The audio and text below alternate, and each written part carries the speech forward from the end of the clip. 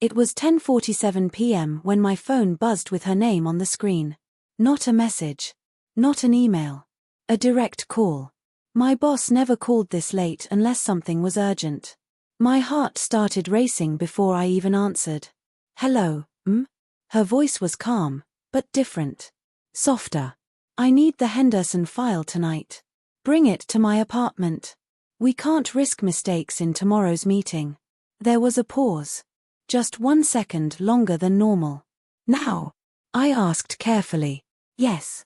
Now. The line disconnected. I stood there staring at my phone. Delivering files to your boss's apartment at night? That wasn't exactly written in the employee handbook. But she was the CEO. And tomorrow's deal could change the company's future. So I grabbed the file. And I drove. The city looked different at night. Streetlights reflected off the glass buildings like silent witnesses. My thoughts kept replaying her voice. Calm, controlled, but something underneath it. Was she stressed? Was she upset? Or was I imagining things? 20 minutes later, I stood in front of her luxury apartment building. Tall. Silent. Expensive. The kind of place where even the air feels important. I checked the time again. 10:46 p.m. I took a deep breath and walked inside. The elevator ride felt longer than usual. My reflection in the mirror looked tense. I adjusted my collar, ran a hand through my hair, and reminded myself. You're here for work. Nothing else. When the elevator doors opened, the hallway was quiet. Soft golden lights lined the walls. Her apartment door stood at the end, sleek, dark wood, intimidating in its simplicity. I walked toward it slowly. Knock. My heart thudded once. No answer. I knocked again. And then, the handle turned. The door opened. And my world flipped. She stood there, wrapped in a white towel. Secure, elegant, but completely unexpected. Her hair was wet, falling over her shoulders. A faint scent of shampoo drifted into the hallway. Her skin glowed under the warm light from inside the apartment. For 3 full seconds, time stopped. Her eyes widened. Mine probably did too. You're here already, she said softly, almost breathless. You told me to come, I managed to reply, holding up the file like proof of innocence. She glanced at the folder. Then back at me. I wasn't expecting you this fast. The hallway light cast a cool tone over me, while warm golden light wrapped around her from inside. The contrast made the moment feel unreal, like 2 different worlds colliding at one doorway. I can wait outside, I said quickly, trying to restore professionalism. She hesitated. Then stepped aside. Come in. That single sentence changed everything. I walked past her carefully, keeping my eyes respectful. The apartment was modern, minimalistic, elegant, just like her office persona. Floor-to-ceiling windows revealed the city skyline glowing in the distance.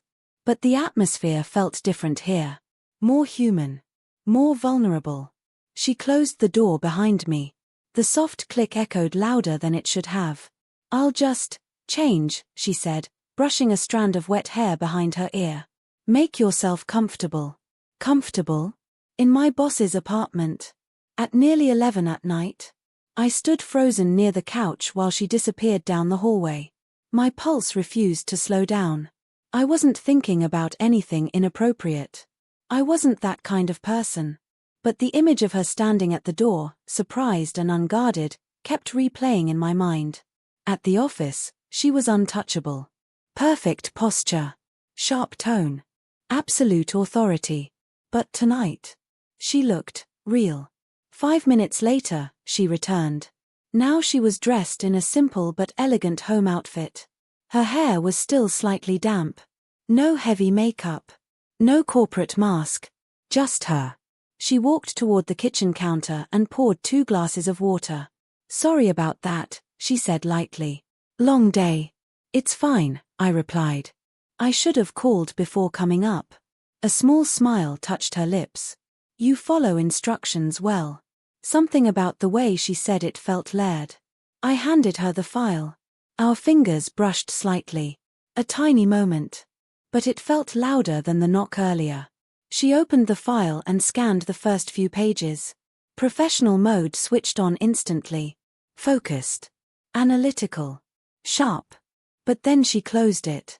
I didn't actually need this tonight. My stomach tightened. You didn't. She looked at me directly. I could have reviewed it tomorrow morning. Silence filled the room. Then, why call me? I asked carefully. She didn't answer immediately.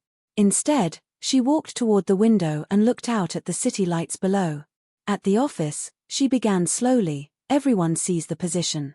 The authority. The control. Her reflection shimmered in the glass. But no one sees the pressure. Her voice wasn't weak. It was honest. I just needed someone I could trust to show up. The words landed heavier than expected. Trust.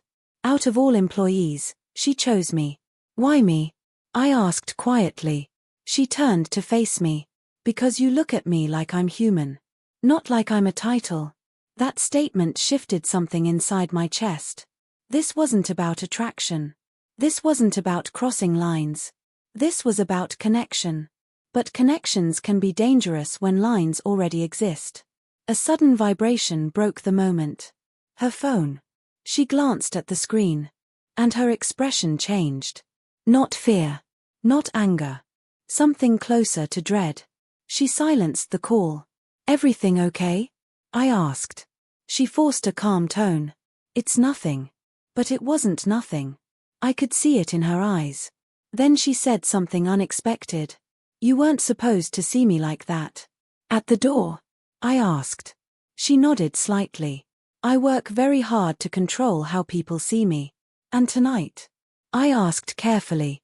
Tonight, she said softly, I didn't have my armor on. The vulnerability in that confession made the room feel smaller. More intense. More fragile. I realized something in that moment. This wasn't an accident. The call. The timing. The way she opened the door. She trusted me enough to risk being seen without her armor. And that kind of trust changes everything.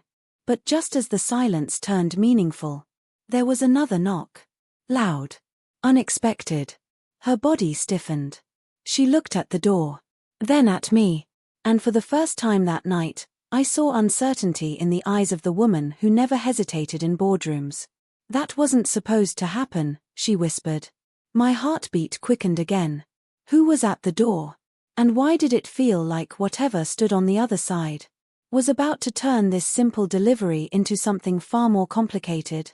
That was the moment I realized. I hadn't just stepped into my boss's apartment. I had stepped into a story neither of us were ready for. And the night was only beginning. That knock didn't come again. We both stood there, frozen, listening. 5 seconds. 10 seconds. Silence. She slowly walked toward the door and checked the security screen mounted beside it. Her shoulders relaxed slightly. It's just a neighbor, she said quietly. Probably the wrong apartment. But her voice carried tension that hadn't been there before. She didn't open the door. Instead, she turned the lock twice. That sound, click, click, felt heavier than it should have. When she walked back toward the living room, the atmosphere had changed. The warmth was still there, but now it was mixed with something else. Caution. You look nervous, I said gently. She gave a soft breath that almost sounded like a laugh. I don't get nervous. You did just now. She studied me for a second, as if deciding how much truth I deserved. Then she walked to the kitchen counter and poured coffee into 2 mugs this time, not water. I usually don't let anyone see me off guard, she admitted. Especially not someone who works for me. I sat across from her at the glass table.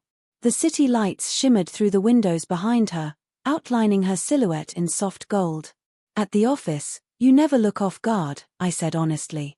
That's because I can't afford to. She wrapped both hands around her mug, staring into the dark liquid as if it held answers. You think being in charge means having control, she continued. But most of the time, it just means carrying everyone else's expectations. Her tone wasn't bitter. It was tired. You carry it well, I said. That's the problem, she replied. No one notices when it gets heavy. There was something deeply personal in the way she said that. This wasn't just workplace stress. This was something bigger. Her phone buzzed again. She didn't even look at it this time. Is it the same person? I asked. She nodded slightly. My fiancé. The word landed in the air between us like a crack in glass. I blinked. Fiancé? She finally looked up at me. Yes. The room felt smaller. Not because of jealousy, I had no right to feel that, but because everything about this night suddenly made less sense. You're engaged? I asked carefully. It's complicated. That answer always means it's more complicated than anyone wants to admit. She leaned back in her chair, staring at the ceiling for a moment before speaking again. Our families have known each other for years. The engagement benefits both sides. Business alliances. Reputation.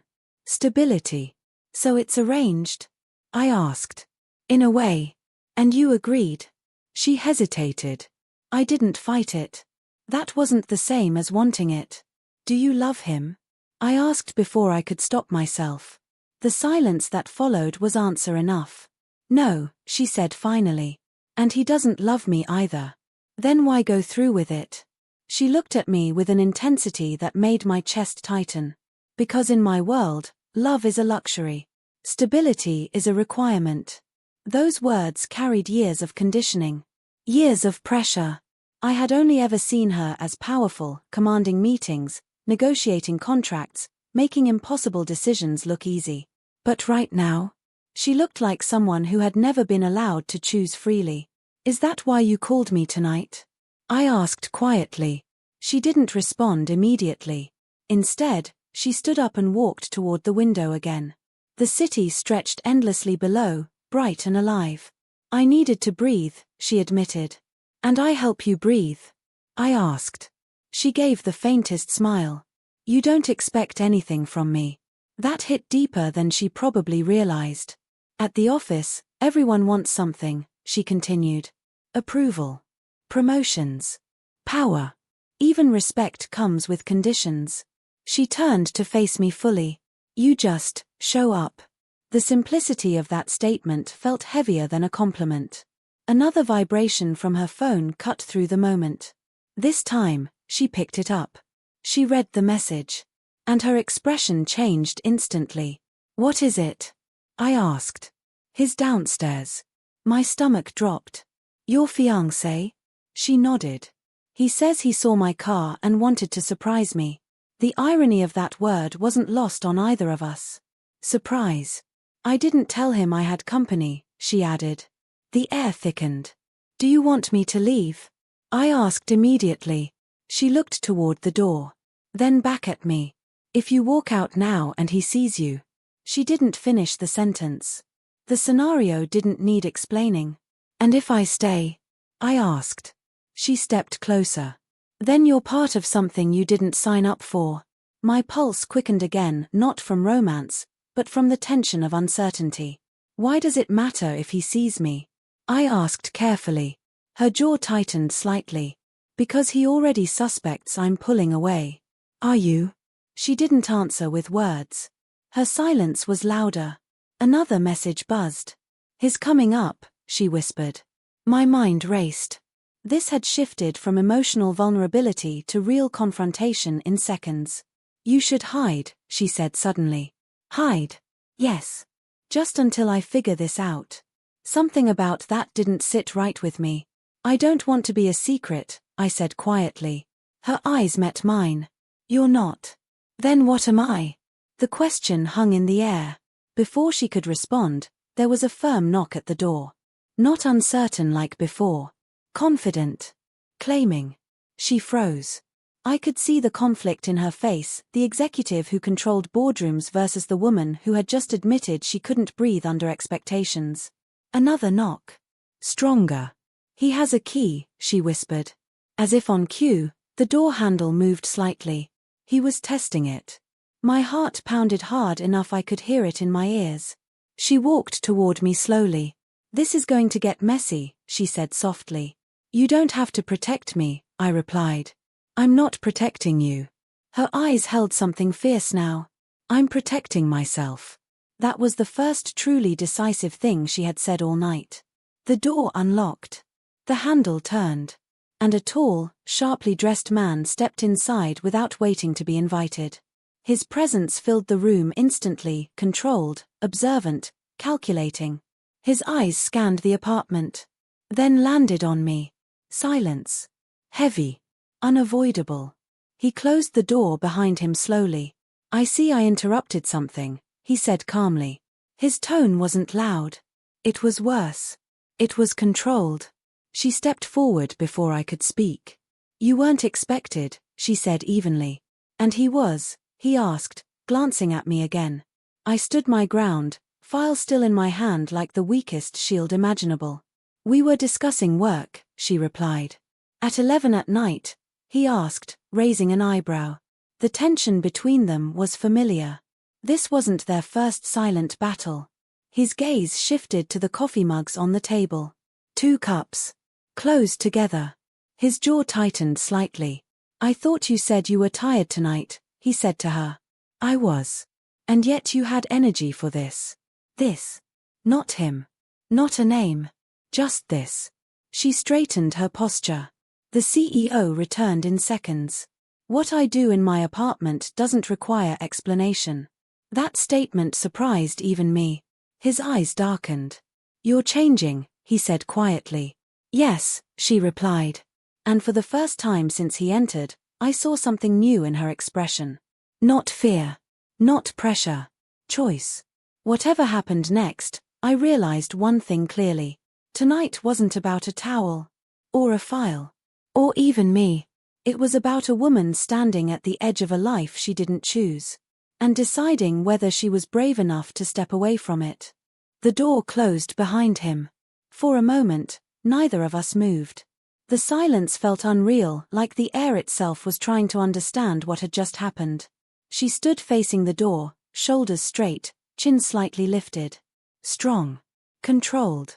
But I could see it in her hands. They were trembling. "It's done," she whispered, almost to herself. I didn't know what to say. The confrontation had been calm on the surface, but underneath it had been an earthquake.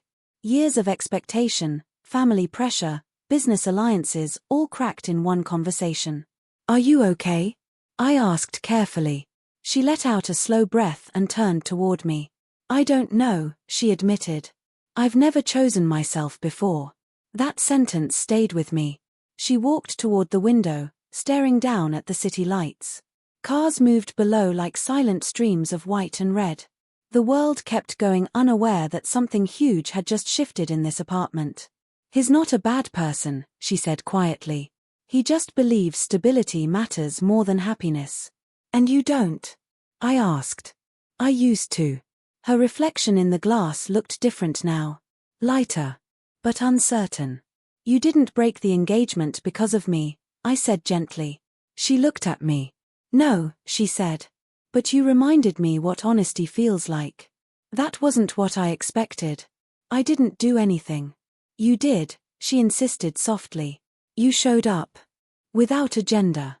Without calculation. Do you know how rare that is in my world?" I didn't have an answer. The tension between us shifted again, not explosive, not dramatic, but intense in a quieter way. She walked closer. "We need to be careful," she said. "I know. You're my employee." "I know. And tonight, it doesn't look professional." She wasn't wrong. If anyone saw us right now, they wouldn't see vulnerability or emotional clarity. They'd see scandal. "I don't want to be the reason you lose respect at work," I said. Her expression softened. "You're not that powerful," she replied lightly, then paused. "But you are important." The word important carried weight. We were standing too close now. Not touching. Not inappropriate. Just close enough to feel the warmth between us. "This is where lines blur," she whispered. "Yes. And once they blur, it's hard to redraw them." I swallowed. "I'm not asking you to cross anything." She searched my face, as if making sure that was true. "Then why are you still here?" she asked quietly. "Because you asked me to stay. Because I don't want to walk away. Because something real is happening." But what I said was simpler. Because you shouldn't have to stand alone after making a decision like that. Her eyes flickered with something deeper than gratitude. You think I'm brave, she said softly. I do. She shook her head slightly. I'm terrified. That's what makes it brave. The honesty between us felt fragile, like one wrong word could either strengthen it or shatter it. She sat down slowly on the couch, running a hand through her damp hair. You know what scares me the most? She asked. What? That I didn't hesitate. About ending the engagement. About standing up to him. About choosing differently. She looked up at me. I've spent years convincing myself that emotions are distractions. And now? I asked. Now I'm not so sure. I sat down across from her, leaving enough space to keep things respectful. The last thing either of us needed was to confuse clarity with impulse. This isn't about attraction, she said suddenly. I know. It's about feeling seen. That hit harder than anything else tonight. At the office, she commanded rooms. People listened when she spoke. Deals closed because of her decisions. But being seen, truly seen, was different from being admired. You don't look at me like I'm untouchable, she continued. You're not untouchable, I said quietly. You're human. A faint smile touched her lips. Careful, she murmured. That kind of thinking is dangerous. Why? Because when you stop putting people on pedestals, you start wanting things. The air shifted again. There it was. The truth we had both been carefully avoiding. Wanting. Not in a reckless way. Not in a dramatic, impulsive way. But in a quiet, steady way that felt far more serious. She stood up slowly and walked toward me. Every step felt louder than it was. If we take one step forward, she said softly, we can't pretend it didn't happen. I'm not pretending anything, I replied. Her hand lifted slightly, hesitated, then dropped back to her side. That hesitation said everything. This could cost you your career, she said. It could cost you your reputation, I countered. She gave a faint laugh. My reputation is already complicated. But your integrity isn't. That stopped her. I don't want to be a scandal, she said firmly. I don't want whispers in boardrooms or headlines about inappropriate relationships. Then don't, I said simply. She frowned slightly. It's not that simple. Maybe it is, I replied. Maybe tonight doesn't have to be the start of something reckless. Maybe it's just the night you chose yourself. She studied me carefully. You're surprisingly steady, she said. Someone has to be. For the first time since the confrontation, she looked relieved. Thank you, she whispered. For what? For not turning this into something it's not. That trust mattered more than any dramatic moment could. The silence between us softened. Not tense. Not heavy. Just aware. We need boundaries, she said finally. Yes. Clear ones. Agreed. At work, nothing changes. Of course. And outside of work? She paused. Outside of work, we move slowly, if at all. That was fair. More than fair. I don't want to rush you, I said. She nodded. Good. Because I don't want to rush myself either. Another quiet moment passed. Then her phone buzzed again. She looked at it and this time, instead of silencing it, she turned it completely off. A small, decisive action. No more noise, she said. The city lights outside flickered like distant stars. You should probably go, she added gently. Not because she wanted me gone, but because staying longer would blur lines again. I stood up. At the door, I turned back. You're not alone, I said. She held my gaze. I know. That was new. I stepped into the hallway, the cool air hitting differently now. The door closed softly behind me. As I walked toward the elevator, my heart was still racing, but not from chaos. From awareness. Tonight, nothing physical happened. No dramatic confessions. No impulsive decisions. But something deeper shifted. She chose honesty over expectation. Courage over convenience. And we both chose restraint over impulse. Sometimes, the most powerful line isn't the one you cross. It's the one you respect. And I had a feeling. Respecting this line was going to be much harder than crossing it. The next morning felt unreal. I barely slept. Every time I closed my eyes, I saw the look on her face when she said, "I've never chosen myself before." That sentence echoed louder than the confrontation itself. By 8:45 a.m., I was standing outside the office building, staring up at the glass tower that suddenly felt different. Colder. More aware. Last night happened outside these walls. But today it would follow us inside. I walked through the lobby, nodded at the receptionist, and stepped into the elevator. My reflection looked composed. But inside, nothing was simple anymore. When the elevator doors opened on the executive floor, everything looked normal. Assistants typing. Phones ringing. Coffee machines humming. Routine. Predictable. Safe. Then I saw her cabin door. Closed. That was unusual. She always kept it slightly open in the mornings. At exactly 9:10 a.m., my phone buzzed. A single message. "Come to my office." No emoji. No softness. Just authority.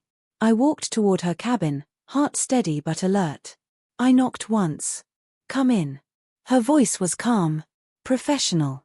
When I entered, she was seated behind her desk, dressed flawlessly in a charcoal blazer and crisp white blouse. Hair perfectly styled. Expression composed. The armor was back. If someone had walked in right now, they would see a powerful CEO reviewing documents. Nothing more. "Close the door," she said. I did. Silence stretched between us. For a moment, we were back to being boss and employee. Then she looked up. "Last night was significant," she said carefully. "Yes. But today, we return to structure." "I understand." Her eyes searched my face, making sure I meant that. "No one in this building can suspect anything," she continued. "Not because we did something wrong, but because perception can destroy credibility." She wasn't wrong. "In the boardroom, respect is fragile," she added. "And rumors are loud," I finished. A faint, almost invisible smile touched her lips. "You're learning," she said. I hesitated before speaking. "Are you okay?" That question crossed the professional boundary slightly, but not enough to be inappropriate. She leaned back in her chair. "My family knows," she said quietly. That hit harder than expected. "Already?" He called them. "Of course he did. And there will be consequences." Her voice was steady, but I could see tension in her posture. "What kind of consequences?" I asked. She folded her hands on the desk. "They're reconsidering my position in the company." My chest tightened. "Because you ended an engagement." "Because the engagement wasn't just personal," she corrected. "It was strategic." The weight of that reality settled in. She hadn't just risked a relationship. She had risked power. "So what happens now?" I asked. "That depends," she said quietly. "On what?" "On whether I'm willing to lose everything I built." The room felt smaller. "You worked for this," I said. "Yes." "Then don't let anyone take it." Her eyes sharpened slightly. "It's not that simple." "Why?" "Because sometimes power comes with invisible contracts." The phrase lingered. "And breaking them has a price." Silence again. Then, unexpectedly, she stood up and walked around the desk. Not close, but not distant either. "I need to know something," she said softly. "What?" "If this becomes difficult, if people question you, if your career slows down because of association, will you resent me?" The vulnerability in that question surprised me. "I won't," I answered honestly. "You don't know that." "I do." She studied me carefully, searching for doubt. "There's nothing inappropriate between us," I continued. "There's only respect." She held my gaze. "And something else," she said quietly. Yes. There was something else. But naming it would make it heavier. A knock interrupted us. Sharp. Professional. She stepped back immediately, returning to her side of the desk. "Come in," she called. The board director walked inside, mid-50s, serious expression, eyes observant. "We need to talk," he said directly to her. His glance briefly landed on me. "You may stay," she told me firmly. That surprised him. But he continued. There's concern about your recent decisions, he said carefully. The alliance with the Kapoor family is dissolving. So that was his name. And, she asked evenly. And investors are uneasy. She nodded calmly. I expected that. The director hesitated before speaking again. There are also rumors. My stomach tightened. About? She asked. Late-night meetings. Personal attachments. The air shifted. This was happening faster than either of us anticipated. She didn't panic. Didn't defend. Didn't overreact. Instead, she stood taller. My personal life does not interfere with my leadership, she said clearly. It can affect perception, he replied. Then perception needs clarity, she said. Silence. He looked at her for a long moment. You're choosing a difficult path. I'm choosing an honest one. That difference mattered. After a few more tense exchanges, he left, not satisfied, but not victorious either. The door closed. She exhaled slowly. That was quick, I murmured.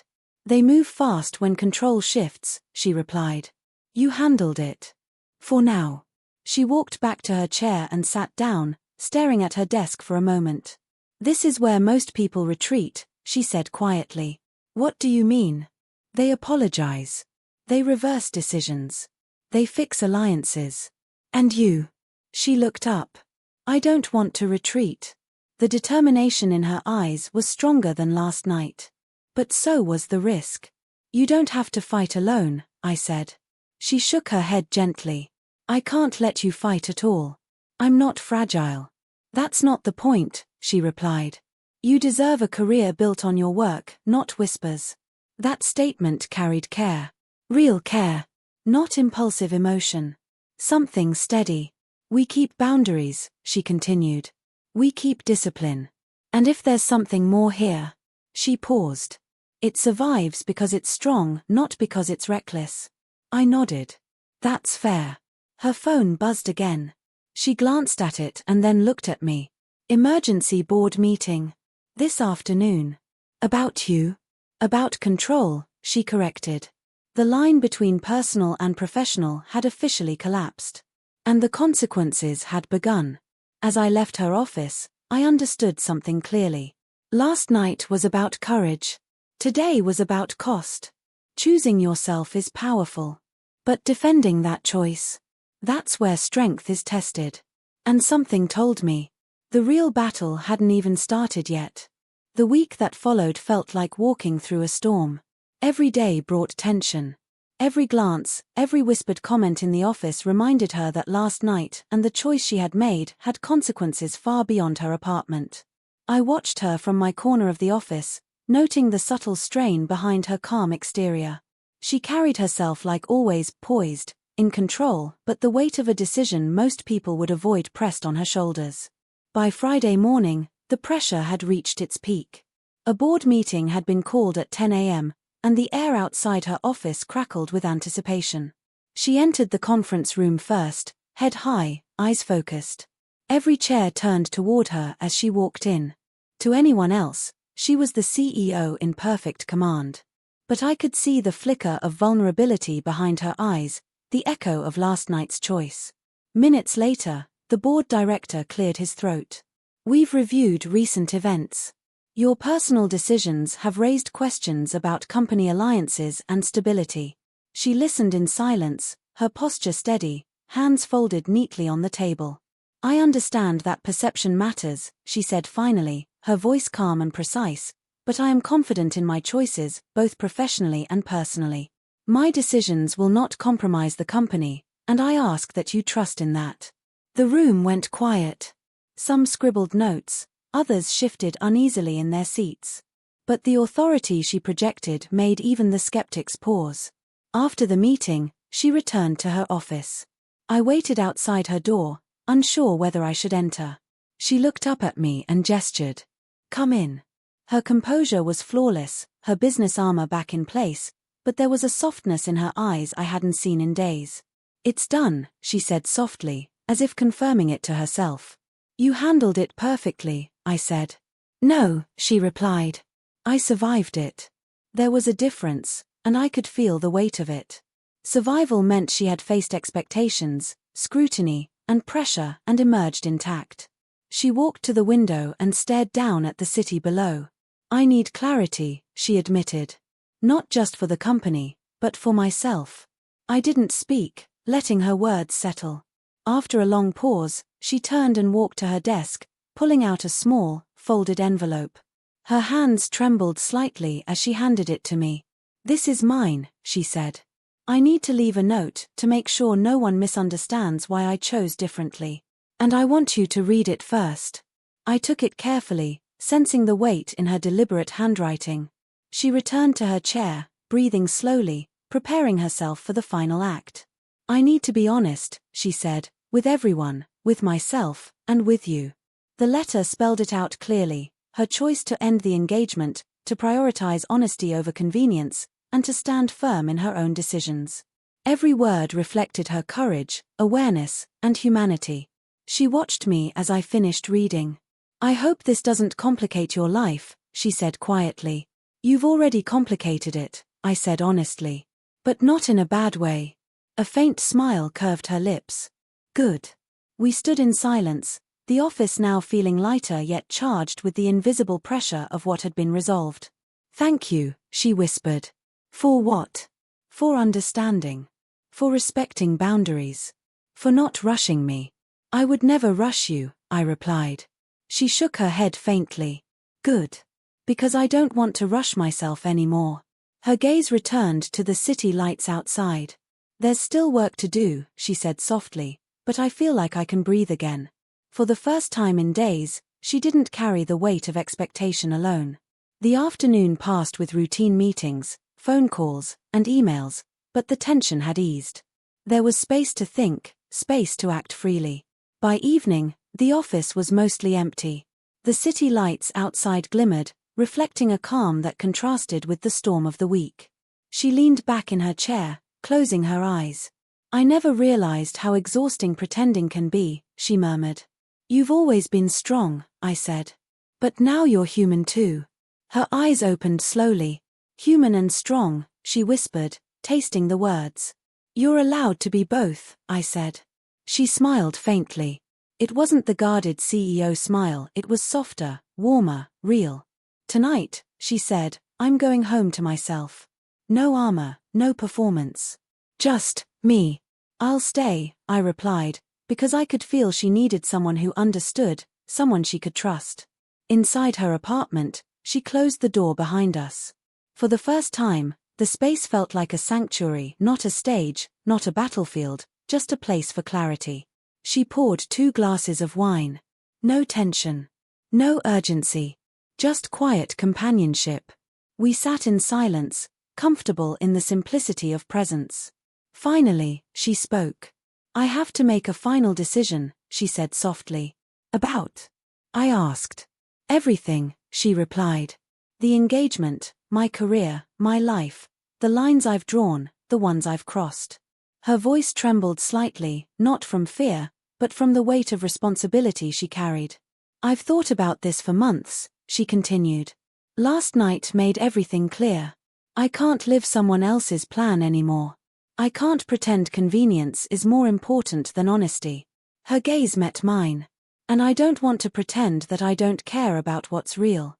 The words settled between us. Not impulsive, not dramatic, just true. "You're making a choice," I said softly. "Yes," she whispered. "And it's final. For myself." Relief washed over her, visible in the relaxation of her shoulders and the softness of her expression. She had chosen courage, honesty, and freedom. She poured a small amount of wine into my glass. "To choices," she said. "To courage," I replied. The clink of glasses was soft but definitive.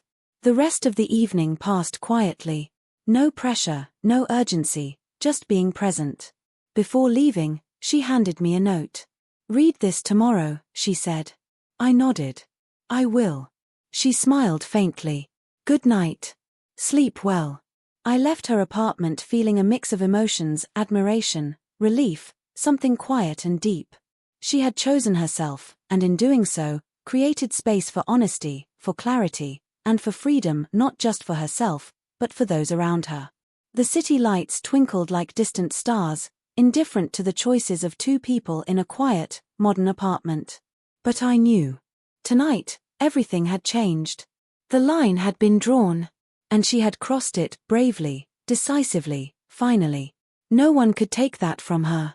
Not expectations. Not the past. Not anyone else. The final decision wasn't just about love, or career, or trust. It was about herself. And for the first time, she had chosen clearly, freely, and fearlessly. And I realized, watching her step into her own life, that nothing would ever be the same again.